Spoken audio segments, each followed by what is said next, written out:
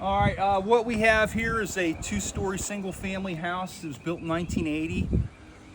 Downstairs, exterior wall construction is concrete block. Upstairs wall construction is wood frame.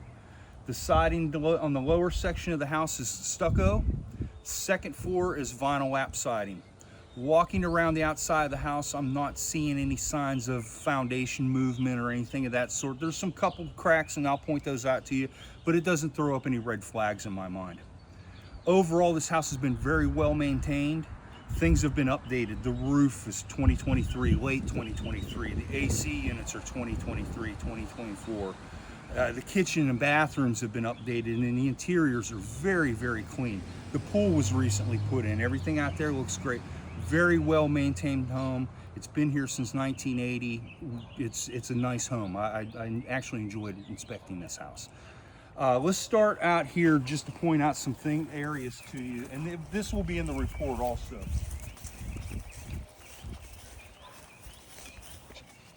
Your water meter is located in this black box. Your meter is on your side. The water main shutoff valve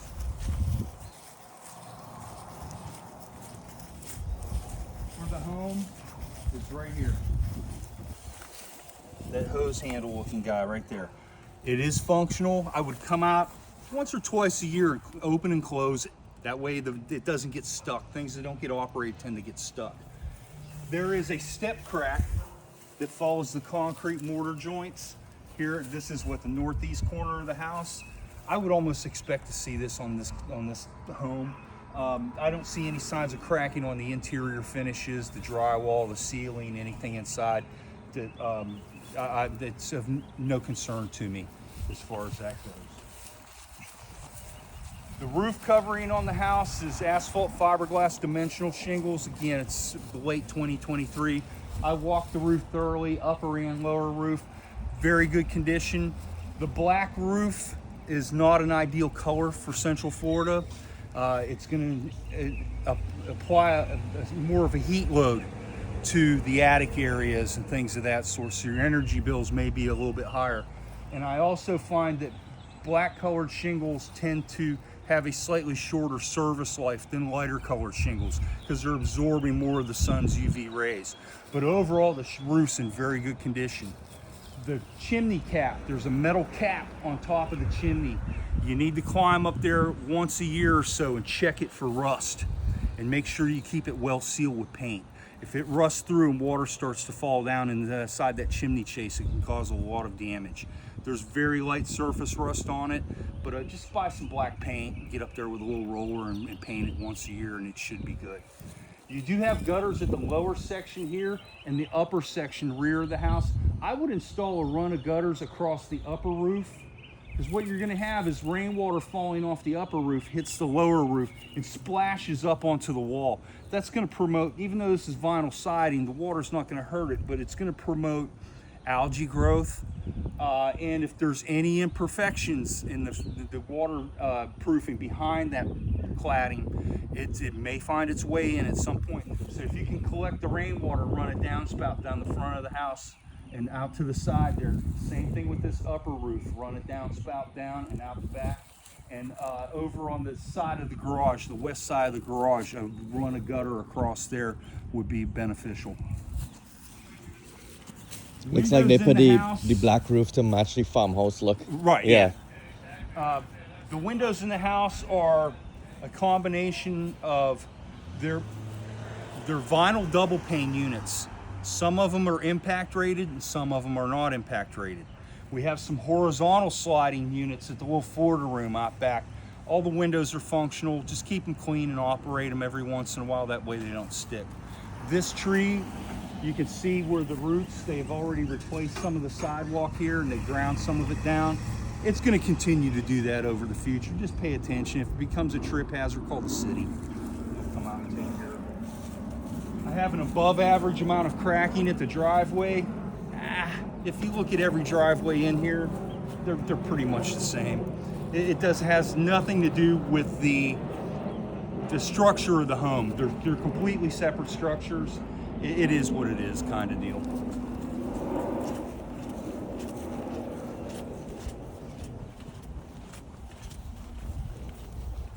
There's an irrigation. I keep seeing some irrigation pipes, and there's some valves in a green box at the end of the front porch, but everything's turned off. So I suspect that the irrigation system's just not functional. You can see the head's broken off here.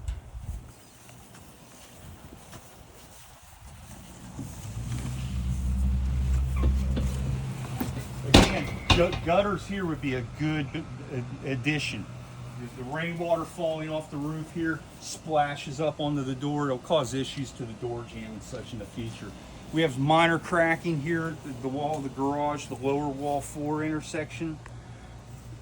This may be exacerbated by from the rainwater falling here too and splashing up onto the wall. So gutters, and caulk that and paint that. This door rubs the threshold a little bit. Downstairs, upstairs, 2-ton heat pump, 2-ton heat pump, 12 of 23, 12 of 23. The air handler, which is in the entry hall for the downstairs unit, is 12 of 23. The air handler for the upstairs unit, which is in the attic area over the master closet, is January of 2024. I've run both systems in the heating and cooling modes. They're chilling the air to within industry standards. They both responded in heat and produced good heat. The ductwork in the attic area is the original foil wrapped rigid ductwork. It's in good shape. I have good airflow everywhere. I don't have anything going on with AC systems. It should have a long service life with proper maintenance. Train systems too. That's good.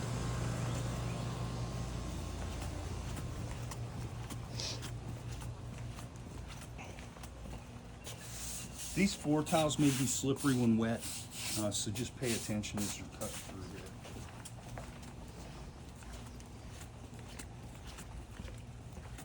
The pool, I don't have any concerns about the pool. It was recently installed. Everything's very professional. The pool light turned on. Everything looks just great. The equipment,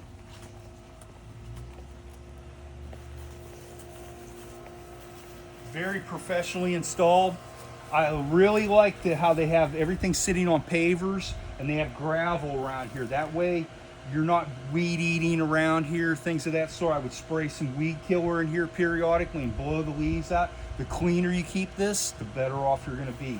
A cartridge type pool filter, you have a chlorine generator, and the pool light switch is the switch located inside this box, and it is functional. But overall, very, very nice, very nice. I like it a lot. You can have a little bit of a challenge with the leaf litter from this maple tree, but yeah, just come out here with a skimmer, skim them out every once in a while. You do have a gutter on the second floor back here, and it has a screen on it, which is good, because to get up there and clean that out would be somewhat difficult for an average homeowner. The rear patio area, these windows are just inexpensive horizontal sliding windows. Some of them are kind of difficult to get going, but it's probably because they never get opened. But I was able to get them, just puts a little bit of effort into it. That tree is pretty. It's nice, yeah. I don't know who owns the fence. So it looks like neighborhood. Yeah, a little bit of. And even on your own side, I would go buy a pump-up bug sprayer and a couple 5 gallons of Thompson's water seal. Just come out here and spray the fence. It'll coat it and help extend its service life. Okay. Let's get into the garage.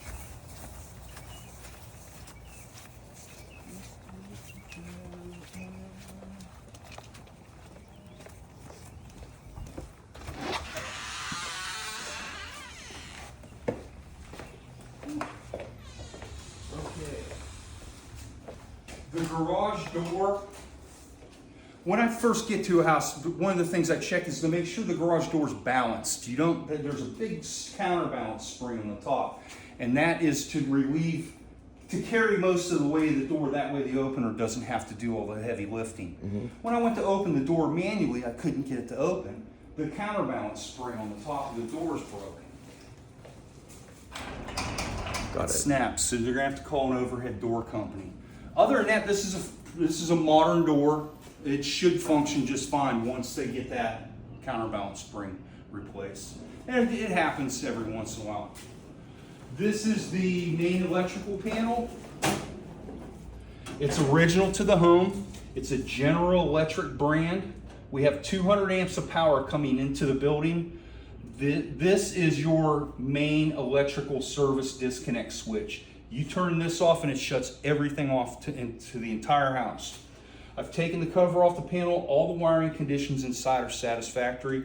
And wait until you see the photos. The workmanship, the way that they ran the wires in here, very nice. Copper wiring, no signs of overheating. The wire size to breaker size ratios are correct. You're in good shape. I don't have any problems with it. This attic area, you can get up here and move around. There is a light.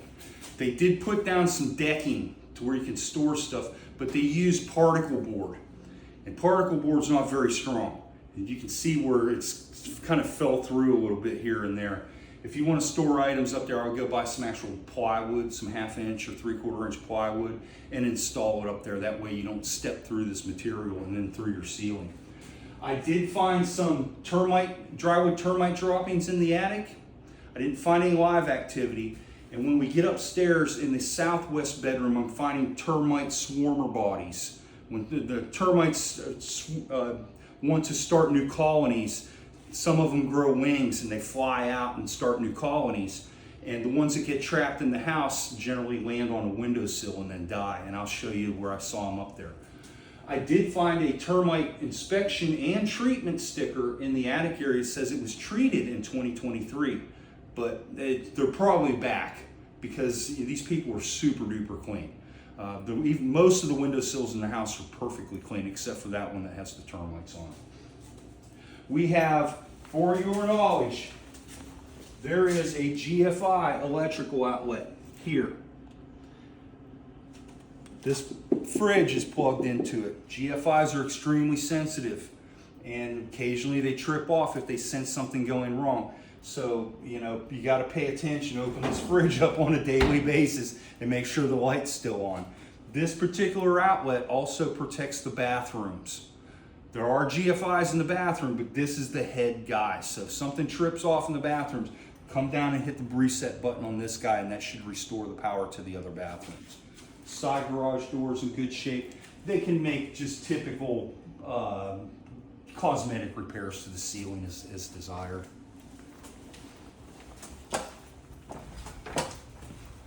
Water heater is an electric 40-gallon unit. It was manufactured in May of 2013. It has a catch pan underneath it with a drain line that goes outside, which is good. That way if it leaks, you're not going to leak onto your flooring in here, even though this is laminate plastic flooring. But you're in good shape. I don't see any signs of corrosion, anything of that sort. I've run the clothes washer through a full load. No corrosion or anything that's out of the ordinary at the supply valves, and the dryer is functional also. This bathroom, all the bathrooms have been remodeled, and they're tastefully done. I like this lap siding and such. It looks nice. Yeah, very nice. Good flow and drainage, toilet's in good shape, everything inside the tank's fine, no signs of leakage at the supplier drain piping underneath. Good shape. This is the downstairs air handler unit. It was manufactured in December of 2023. It's working just fine. This is where all the air for this unit is drawn in. So any dust bunnies, dog hair, all that stuff is going to want to get sucked in here. You have to change this filter on a monthly basis and turn the system off and vacuum inside this return plenum on a regular basis also. And that way everything stays nice and clean, less debris will get on the coil, and it'll allow the system to achieve its normal service life. But it's in good shape. I don't have any problems with it. Living room, nothing. Doors are fine. We're good through here. Refrigerator, ice and water through the door. All the burners work, bacon broil's operational, microwave's fine, good flow and drainage at the sink. This GFI outlet protects these outlet, that outlet. That GFI outlet protects these outlets. So if these are these aren't working, hit the reset button on that one. Cabinetry's in good condition. It was redone when the kitchen was redone. You're in good shape. I have minimal defects here. Minimal. Fireplace is in good shape and has hardly ever been used. It's nice to have. Yeah. Safety-wise, when this house was constructed, the building standards were lower than they are today. Safety at staircases is very important. This type of stair handrail would not be allowed in today's modern construction because you have to grasp this like this.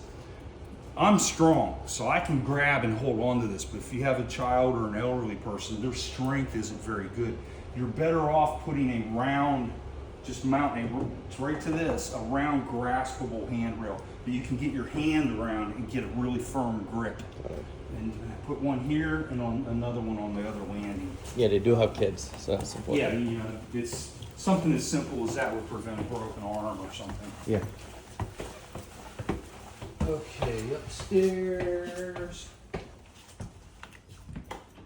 Okay, back to the kids. If this window's open and the little kid leans against the screen, right out the window, so pay attention. At least we're not in a high rise. Yeah. Okay, I like this bathroom. Good flow and drainage at both sinks. No leakage at the supplier drain piping underneath. Nice tub. I really like that tub. Good flow and drainage there. The shower one works well. Shower's in great shape. I love the drain. Everything in here is in very good condition. They paid some professionals to do these remodels. Yeah. The attic access is here. Okay. The air handler unit's up there. There is a light. Very, very limited space. I couldn't even fit all the way up in there. I was able to stand on the top of my ladder and sight through the attic the best I can. I don't see anything out of the ordinary. Your insulation is loose fiberglass. It's blown into place. It's nice and thick, which is kind of a bonus for a 1980s house. Normally it'd be very thin. So that's going to help reduce the heat load to the interiors. I wouldn't store anything up there. There's no room to do anything of that sort, but I don't have any issues in there. I like your tile. Yeah. It's nice. Hit that light. A couple of the bedroom doors rub. The strike plates and the jams and stuff. A little bit of sandpaper action to take care of it. I don't have anything going on in this room. Keep in mind, this is east. High heat load in the morning in this room. You may want to keep those guys closed. Just the opposite in the afternoon on the west side of the house. Very high heat load. And I had the heat running. That's why it's so warm up here. Yeah. When I did have the air conditioning running, the great airflow. It was nice and cool up here. But just by closing that blind will reduce the heat load into this room in the mornings. We're fine, we're good. This bathroom, I don't have anything going on in here. The tub, this tile, the walls and the tub have been painted with an epoxy type paint. It's been my experience that eventually this paint's gonna peel. You have to be careful with it. Don't drop toys in here where it's gonna nick the paint, because once you get a nick in the paint, the water gets underneath and starts to bubble and starts to peel. And when you go to clean it, don't use Brillo pads, Scotch-Brite pads, just a soft cloth and some 409 or something of that sort. But sooner or later, it's probably gonna start peeling where you stand first. And then eventually, but this is an easy way, instead of gutting this and putting brand new stuff in, but it doesn't have a very long service life. The toilet's fine. We're good at the sink. Nice. Thermostat. We're good in that room. In here's the termites. You can see the swarmer bodies. So the house probably has termites. I would ask them, do you know how long they've lived here? I don't know. Okay. Just ask them if they're the ones that had the house treated. Okay. Because when you treat the house for termites, once you take the tent off and all the fumigant's gone and the air's back to normal, more termites can come right back Yeah, in. it's Florida. Yeah, it's Florida. So even though they had it treated, the treatment only kills the existing ones. New ones can move in. That's probably what has happened here. Yeah. The damage that I'm seeing in the garage attic is superficial. No, it's not structural in nature or anything of that sort. So I would just ask the sellers if they have any literature or warranties or anything that go along with the treatment that was conducted or that was performed. Other than that, that's really it. Very good home. Very nice. Electrical system, no defects. The garage door needs to be repaired. Roof coverings, very new. The AC systems are very new. The bathrooms and kitchen have been remodeled. There's a lot of bonuses and a lot of pluses here. Plus, I mean, look how clean this place is. It's like a staged house. Yeah. Exactly. And coming from a home inspector standpoint, if I go in a house and it's untidy, that's when stuff goes downhill because you can't see everything. When a house is clean, you notice stuff that's wrong and get after it right away. So, very good house. And just for their knowledge, because they've never lived in Florida, termites pretty common here. Yes, and it's hot. You probably see them in most summertime. homes like this. Sooner or later, every house is going to get termites. Right. It's inevitable. Yeah. Inevitable. Cockroaches, hurricanes, and termites. There's a Florida trifecta. But that tree is really nice for real. Yeah, and it's going to provide nice shade in the afternoon for the pool area. Yes. So when you're out there sitting, you're not just cooking in the sun. That's nice. I would have an arborist come out on an annual basis, climb up in there and cut dead wood out of it and stuff. If he sees any limbs heading towards the house, they're questionable, cut those off, and that keeps trees healthy. If you don't trim them periodically, stuff can happen next thing you know, especially when we have a high wind event. Yes. You want to have all the dead wood and the weak branches out of there. Cool. And that's it. All right.